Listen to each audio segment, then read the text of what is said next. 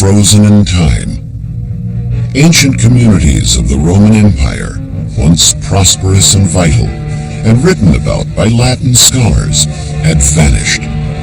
What happened? This was the great mystery that confounded archaeologists for over 1,600 years. Could they indeed have been buried in the depths of the earth? This is the story of a people very much like ourselves. Men, women, and children who had jobs and went to school, but who, in one 48-hour period, suffered a fate almost too horrible to imagine.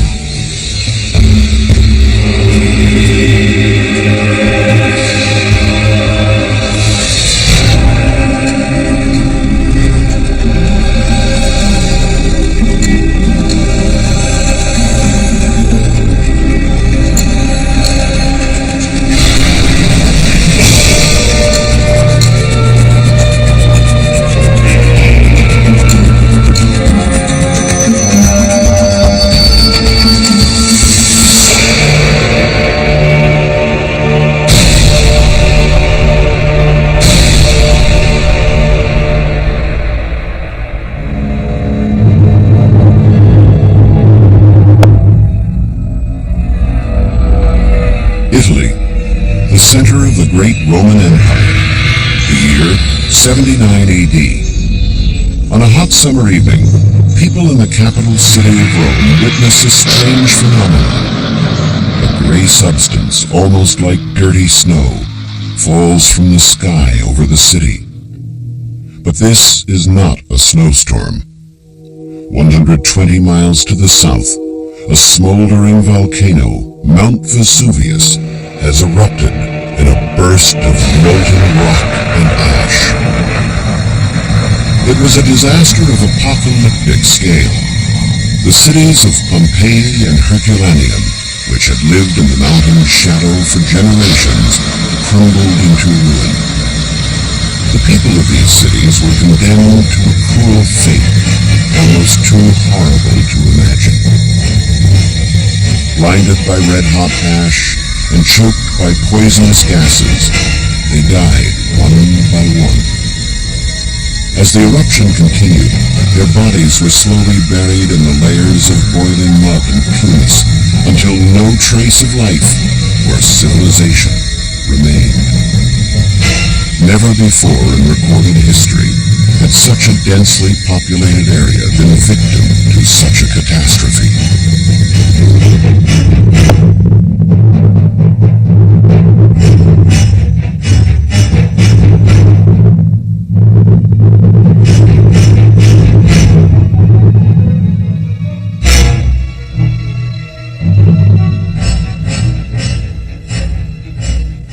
As time passed, these once vibrant cities faded from the memory of later generations.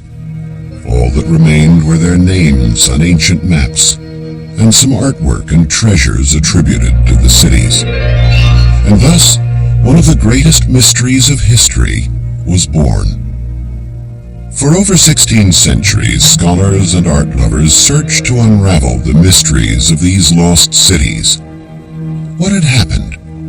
They knew the answer lay buried deep within the earth, but no one knew where. Until a peasant farmer in the early 18th century happened upon one of the greatest finds in the history of archaeology. A vast chasm had opened in the ground near his field, revealing the remains of an ancient structure. An expedition was organized to explore the underground ruins. Suddenly, a light from an explorer's torch fell on a plaque inscribed with Latin characters. From a single word, Herculanensis, archaeologists realized that they had stumbled across the theater in Herculaneum, one of the cities that had been wiped out by Vesuvius. An ancient riddle was solved at last. It was an incredible discovery. And today, almost 300 years later, objects like this glass jar are still being discovered when archaeologists brush away the hardened mud. But such findings pale next to other more dramatic discoveries, like these skeletons of some of the former inhabitants of Herculaneum who did not manage to get away in time. Before its fall, Herculaneum was a prosperous city, as seen in the beauty of its houses, many of which had a lavishly decorated atrium. Dozens of bronze statues have been found in many of the villas, and are today preserved in the National Museum in Naples. These findings, lost for nearly 2,000 years, now form one of the world's greatest collections of bronze art. But the most important discovery took place inside the so-called Villa of the Papyri, which is still partially buried under layers of volcanic rock. An entire library with thousands of ancient scrolls. Carbonized but intact, these documents are still being unrolled by experts, so their contents can be deciphered. The finding of the papyri in the mid-1700s fueled the search for another lost city, Pompeii. It too was discovered by chance in 1756, a few years after Herculaneum. Even today, parts of Pompeii are still buried under volcanic rock, though most of its treasures have been brought to light. Despite the devastation by Vesuvius, a number of frescoes survived that helped put a face on this ancient civilization. This portrait of a wealthy merchant and his wife could represent any of the more than 10,000 inhabitants of the city. It was at this unimposing site, between Via Stabiana and the now famous Via dell'Abbondanza, that the remarkable painting was found. As archaeologists excavated the remains of this house, they found a portrait of the owner on the wall of a room. The fresco contained one small but noteworthy detail. The woman portrayed at her husband's side was holding a waxed tablet, which at the time was used for writing. Scholars deduced that the woman may have kept the books in the shop she ran with her husband. Not unlike some families today, the couple operated their business, a successful bakery and sales outlet, out of their own home. Despite all the advances of modern civilization, it is remarkable how little the basics of everyday life have changed in 2,000 years. Whereas today the shopping mall has become a major focal point of social and commercial activity, in Roman times it was the Forum.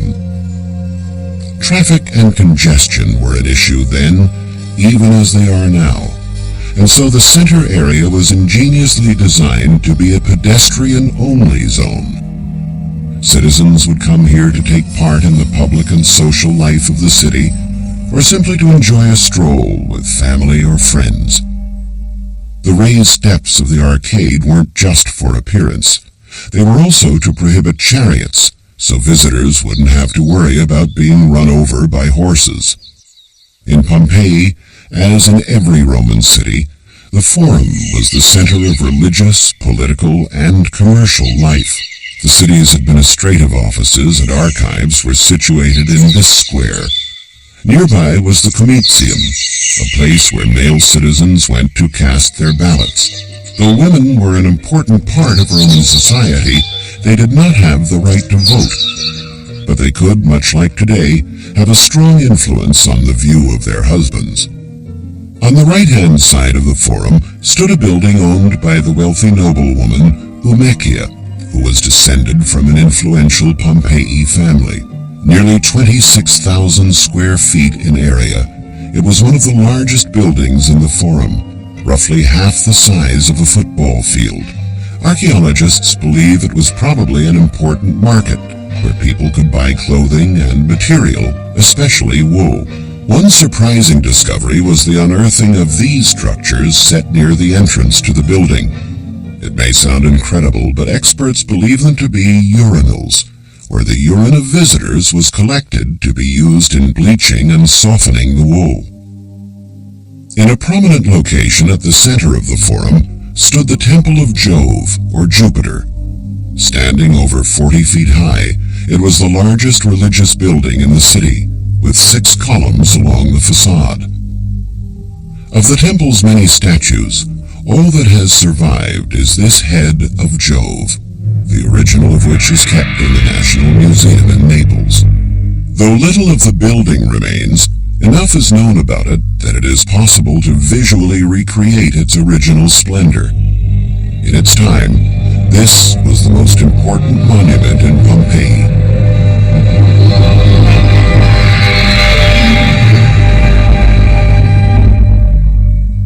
The entire area of the Forum looked like this, with twin-level colonnades and the Temple of Jupiter in the background.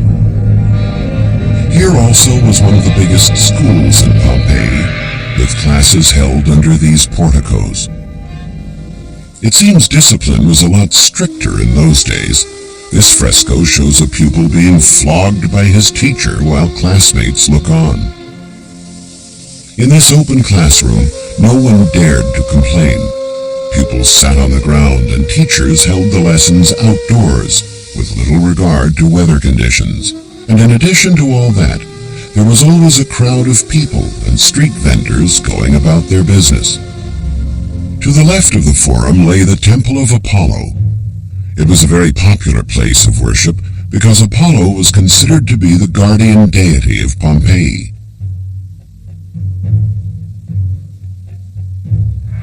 In addition to paying him tribute, people came here to use the sundial atop this column.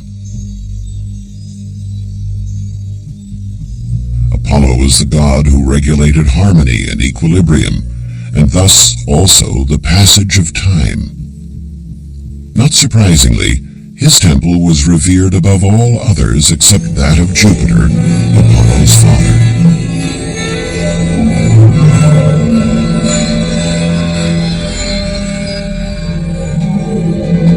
One of the places most often visited in Roman times was the thermal baths. Built in 80 BC, the baths had separate entrances for men and women, and also separate sections for bathing. This room was known as the Tepidarium, a place where guests were always in hot water, so to speak. Its pool was donated by an industrialist from Capua named Marcus Nigidius Vacula, who made very certain everyone knew the gift was from him. In this room, with its ceiling open to the sky, was the pool of the Frigidarium. It was filled with cold water, into which bathers plunged after having a hot sauna.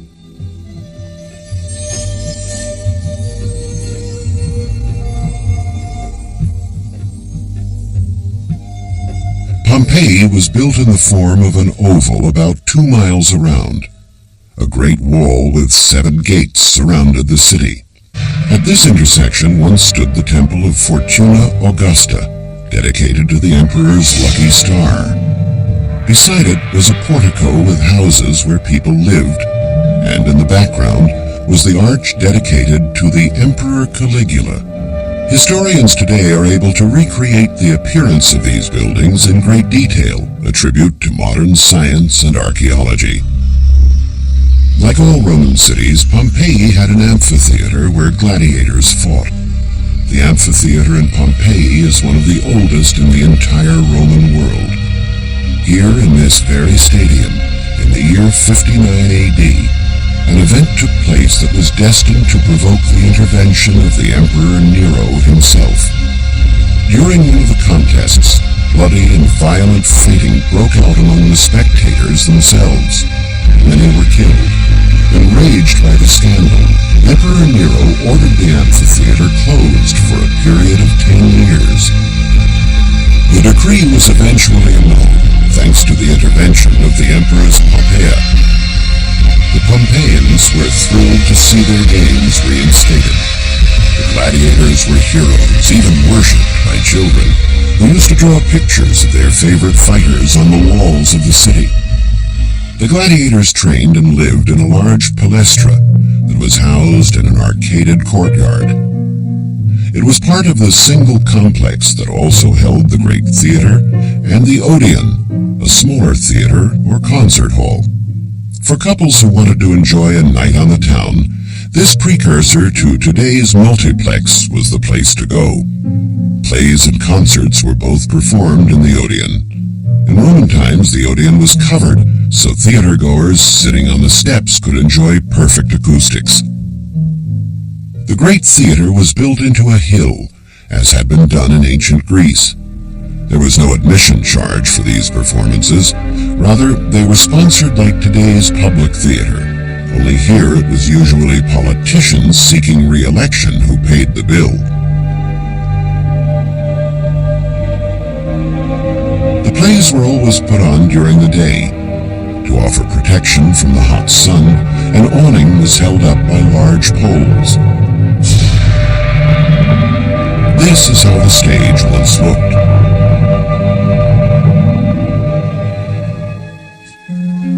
Unlike the theater, this bakery probably couldn't offer its products for free, but the store still saw plenty of business. The ancient inhabitants of Pompeii were great consumers of bread, as everyone could afford it. There was even the so-called dog bread, panes furfurius, which was served in the soup kitchen for the poor. Of course, even the best bread needs something to wash it down. But very few citizens were fortunate enough to have their own well. This column, which is linked to a large central reservoir, was used to distribute water. Records have provided some idea of what this junction looked like. Such fountains were located at many city intersections, where citizens came to draw water they needed for domestic use. The wealthier citizens who lived in Pompeii's most famous houses had it a lot easier. This one is called the House of the Vetii. Two brothers descended from a family of freed slaves who made their fortunes in business. Eager for ways to show off their wealth, the Vetii family had statues erected in a garden surrounded by columns, and decorated the house with frescoes like these.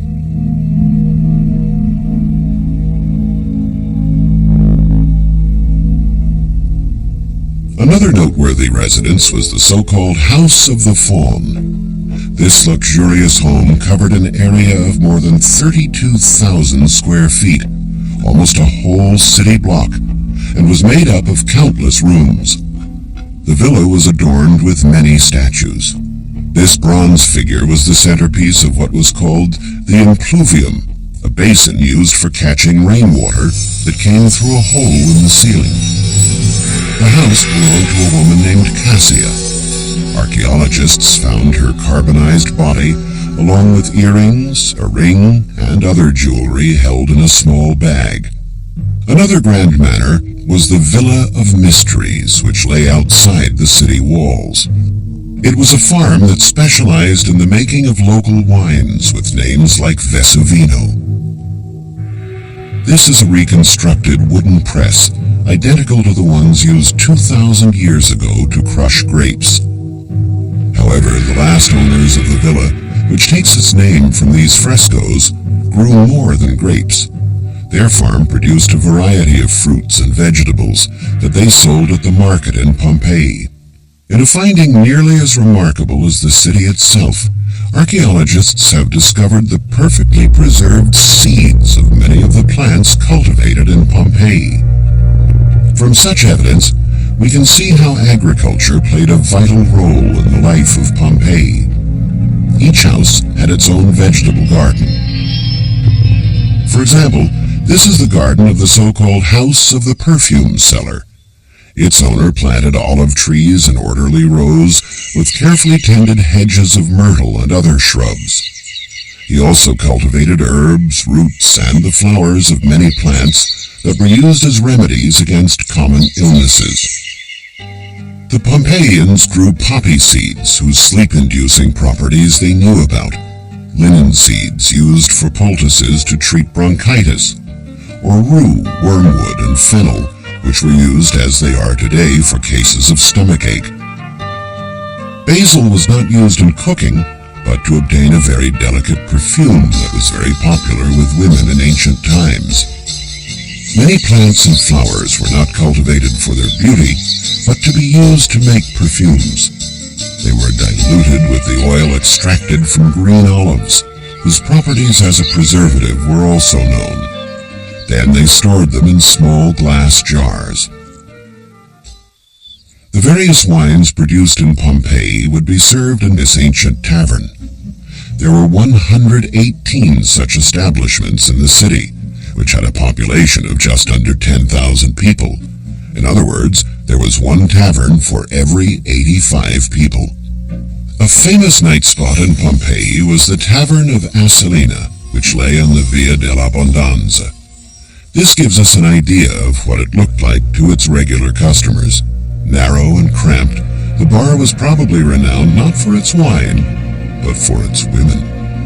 Their names were Smirina, Maria, and Egli, 3 working girls who were more than willing to supply clients with services of a sexual nature, which in all likelihood took place in a narrow room upstairs.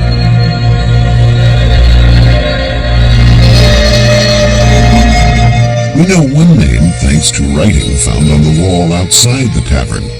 It's an election poster promoting a candidate for what today would be called a councilman.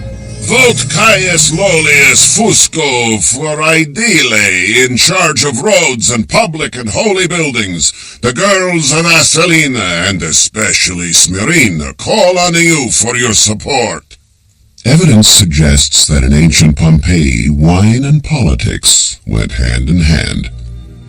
Elections were held at least 20 times a year to fill various posts, and rich citizens seeking public office weren't above throwing money around to help their campaign. To further their cause, candidates sponsored gladiatorial contests or other forms of entertainment in the amphitheater. Even more persuasive were the huge campaign banquets, Roman orgies to which they invited all potential voters. Naturally, they also put up election posters written on walls in red or black paint, which invited people to vote for a particular candidate with the help of a rather imaginative slogan. Vote Trebius for Aedile. The bread vendors call on your support. Elect Seius Secundus. He has the Pope's vote. Or else, Caius Julius Polybius for Aedile. He makes great bread. In short, they weren't fussy about how they solicited votes. One wealthy popular baker, Caius Julius Polybius, even had election slogans plastered on the walls of his own home, begging house guests to cast their votes for him. We know what Caius Julius Polybius looked like, as well as 2 of his presumed relatives. Using advanced reconstructive techniques and working from skull fragments found in the villa, scientists have created a series of model heads that allow us to see the actual faces of Pompeian citizens.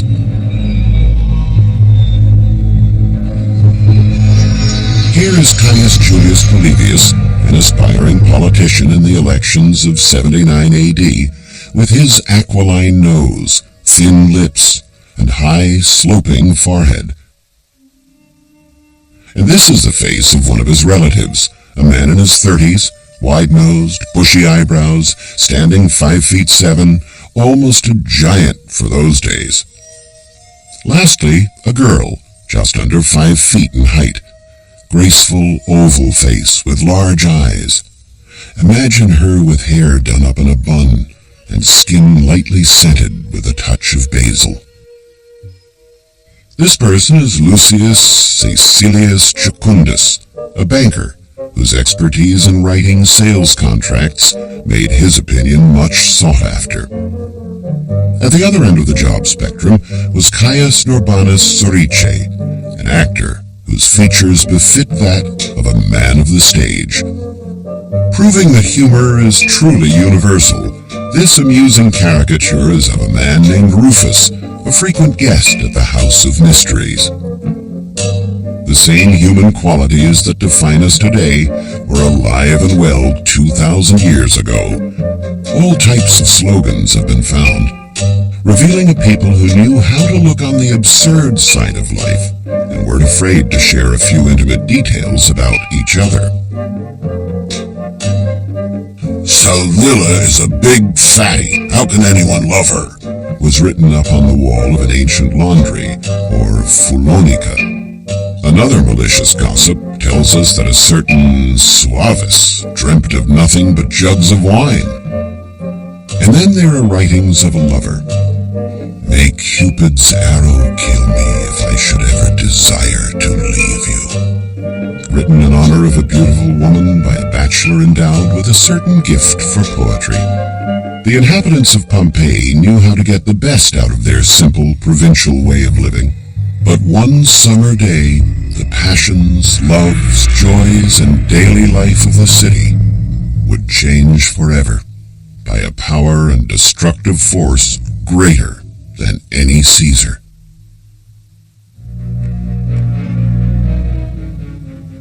It's already dark when we reach one of the most important sites of current excavations, known as the Villa of the Chaste Lovers. As you can see from the skeletons of animals still lying here, and from the fallen jugs, this site is like an open book illustrating the dramatic moment of the eruption of Vesuvius. Before the disaster, frescoes adorned this owner's house. There were storerooms and sheds for the animals. Here was an oven and mill. It is because of this site that archaeologists are able to establish an exact date and time of the eruption. On August 24th, 79 AD, at 1 p.m., a dark column of smoke and burning ashes erupts from the volcano's crater. But this devastation is just the beginning. Around 7:30 that evening, a series of violent earthquakes rock the city. All through the night, massive tremors shake the city of Pompeii to its foundations, and citizens flee for their lives. The next morning, despite the damage, many people go back to their homes to try to save their valuables. What they see is a ghost town of empty houses and thousands of lost souls wandering around. The situation during the city's final hours is now revealed by archaeologists who envision an unending vein of horror. Between 6 and 7 a.m. on August 25th, the most dramatic catastrophe takes place. Masses of volcanic ash and burning gases rise thousands of feet over the crater and then begin to engulf the city. Red-hot sulfurous smoke sweeps down from the side of the volcano at more than 100 miles an hour. It is these dense, choking clouds that suffocate and burn to death the entire population of Pompeii. There is no escape. More than 2,000 people die. And the death toll is still rising as more bodies are uncovered. 250 years after the excavations first began. Covered by tin, this is the body of a boy of about 12. These other bodies are of people who were trying to take cover from the fury of the volcano, their moment of death frozen in time as they tried to escape. How could this entire population have been so unaware of the imminent danger lying in wait? A Greek scientist named Strabon had warned the Pompeians about the risk of an eruption of Vesuvius a full century earlier, and yet this fresco shows they continued to regard it as a peaceful mountain covered in vineyards and olive trees. Today, as visitors survey the historic streets of Pompeii, the wonders of rediscovering this ancient civilization override the horrors of its tragedy. But it's a bittersweet chapter. The German poet Wolfgang Goethe wrote after his visit here in the 18th century, "Never has any similar tragedy given such joy to the generations that followed." Over 2 million people visit Pompeii every year. They come to see its art and marvel at its architecture. But most of all, to pay tribute to a society not so different from our own. A people who shared the same hopes, ambitions, and passions as we, but with a downfall unlike any other in history.